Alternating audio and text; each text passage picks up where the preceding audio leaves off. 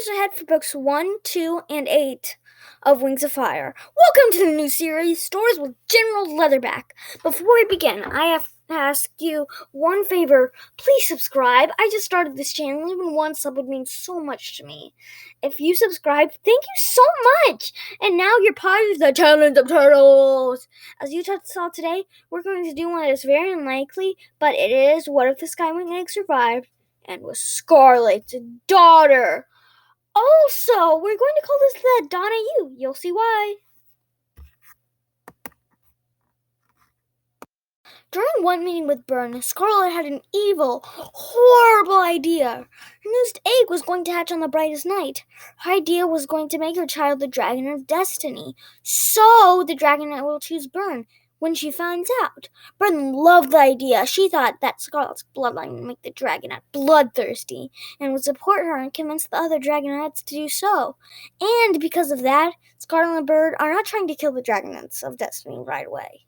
They snuck Scarlet's egg into the hatchery. Sadly, they destroyed the eggs that were also bigger than her egg and were going to hatch on the brightest night.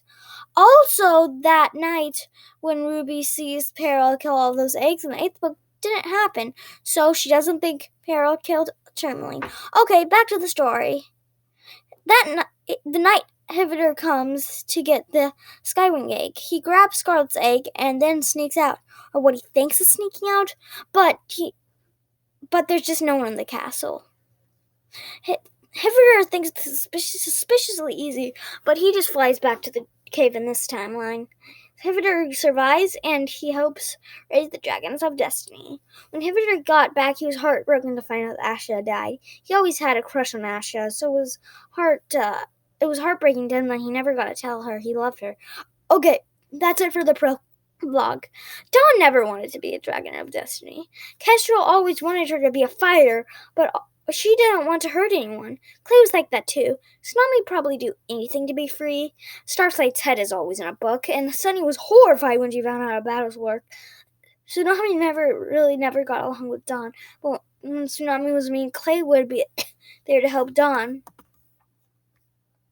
But when Morrosier came, he didn't like Sunny. Like in the normal timeline, Clay and Tsunami attacked Morrosier. But this timeline, Dawn helped too, but she used her fire against Morrosier, and Morrosier hit her out of the way in pain, and the only guardian who came to her help was Hivitor. And Dawn was really hurt. She broke one of her horns in half, and the rest of the guardians didn't care. But Kestrel yelled to Hivitor to come on. Morrosier wants to talk to us. I'll be in there soon, he responded. Come with me, he says to everyone, helping Dawn up. Everyone looked horrified at Dawn's horn. Everyone followed Hivitor in shock. He led everyone to the door. I can't let you live here with people just ignoring you and hurting you, he says. And then he opens the door. Everybody is shocked, and Sunny even gasped. You guys go and do your destiny. But then Kestrel came out and yelled, They're leaving! The door is open! Go, go, go! Hivitor says, Hurry! Everybody starts flying while Clay is helping Dawn start flying. And as they leave, Morrosier slices where Hivitor's heart is, killing him instantly. And he yells, This is what you get for trying to leave. And he throws the body off the cliff. No, yelled Dawn. And she tried to dive for the body, but Clay held her back. That's what he wants us to do, so he can bring us back. As they flew, Dawn cried with Sunny the whole flight, because Hivitor was the only nice guardian at the cave. He would often bring presents back from the outside world, and it was like a father to Dawn, so everybody got why she was so sad. First, they flew to the Sea Kingdom to hide from the Talons of Peace. Tsunami was actually nice to Dawn for a little bit, but once they got to the Sea Kingdom, they ran into a group of Seawing soldiers. They captured all of them except Tsunami because she had a royal mark. The soldiers took them to the palace, and Tsunami followed, demanding that since she was royalty, these prisoners should be released. But the guards denied, saying that the queen would want to know. As they flew, the guards noticed Dawn torn and looked disgusted. What happened? One of them asked. I fought for my freedom, Dawn answered. So you're not with Queen Scarlet? The guard asked. Of course not. She has dragons fight to the death for her own enjoyment. But at that second, winged soldiers flew out from the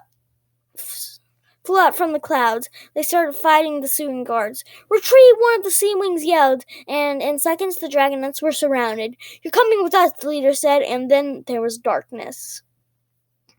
Dawn woke up in an incredibly nice room. She thought, this couldn't be a dungeon. Then she noticed the dragon room. "Where are my friends?" Dawn asked. She says, "Oh, you're awake." The mysterious dragon says, "Answer me," Dawn asked madly. "Oh, in the arena. My mom had plans for you, but when she saw you, she just decided to win the war herself." "What?" Dawn replied. "Also, you're Queen Scarlet's daughter, and you were supposed to pick Burn, but when she saw you, she changed her mind, and you're probably going to the arena tomorrow." "Also, I'm Ruby the dragon said. That moment, a dragon who looked like the queen came in and looked at Dawn and said to the guards to bring her to the spires. The guards nodded and took hold of Dawn and flew her to the spires in the arena. That night was the worst night of her life. Finding her family should be good, but not when your mother is a murderer and worse, a bad queen.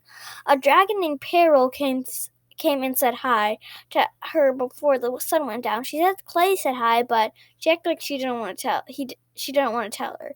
That night she had nightmares about Scarlet laughing and watching her die. She woke up because of the cheering crowd. Dawn looked to see Clay across the circle of spires. He had a worried look on his face. So she looked down at the arena and saw a battle about to begin. It was between a Sandwing and Peril.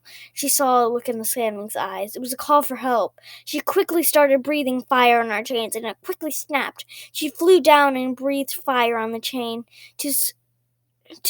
Scarlet looked furious. Peril was just confused, but then Scarlet yelled, "What are you waiting for? Fight them both!" The Sandwing's chain snapped, and Peril charged at them both. "Whoa, you're thinking you could have lived longer if you didn't come down here," Peril said, jumping out of the way. She said, I did it because it was the right thing. Think about all of these dragons you've probably killed." "I don't know, I just met you."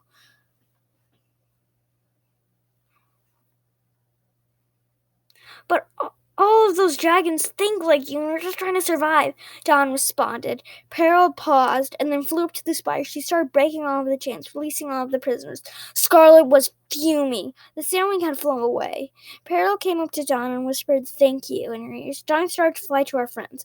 When she found them, she said, "We should probably go now." After Dawn said that, the guards started to fly up there, but Clay said, "Yeah, we should probably go." Okay, that's it for book 1. What did you think? Please subscribe. The book 2 will come out eventually. Leave your suggestions in the comments. Bye. General Leather out.